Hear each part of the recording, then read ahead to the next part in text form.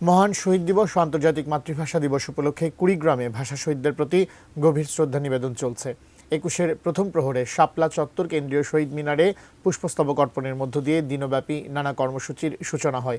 এ বিষয়ে বিস্তারিত জানাতে কুড়িগ্রাম কেন্দ্রীয় শহীদ মিনার থেকে যুক্ত হচ্ছেন আমাদের প্রতিনিধি মনোয়ার হোসেন লিটন। ২১-এর প্রথম প্রহর থেকে তো শুরু হয়েছে, এখন কেমন ঢল দেখছেন?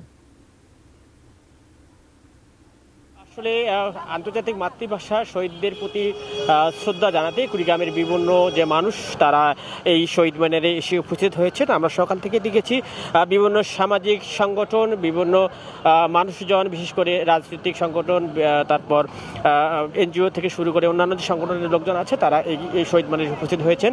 বিশেষ করে ভাষা শহীদদের প্রতি শ্রদ্ধা জানাতে, তাদের নিবেদন জানাতে, তাদের ভক্তি জানাতে এই আসলে পুষ্পমালা হাতে নিয়ে তারা এখানে এসেছেন এবং তাদের সেই ভক্তি জানাচ্ছেন এবং সেই সঙ্গে অনেকেই গান গাইছেন। আমার ভাইয়ে রক্তে রাঙানো ২১শে ফেব্রুয়ারি। আমি ১২টা ১ মিনিটে কুড়িগ্রামের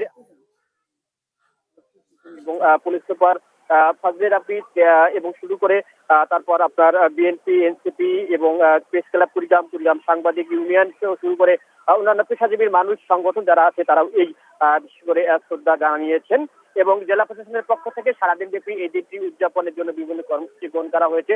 এই কর্মসূচিগুলোর মধ্যে রয়েছে শিশুদের চিত্রাঙ্কন প্রতিযোগিতা, তাদের হাতের লেখা প্রতিযোগিতা শুরু করে দোয়া মাহফিল এবং আলোচনা সভার এই বিভিন্ন কার্যক্রম রয়েছে কুড়িগ্রামের সারাদিন ব্যাপী।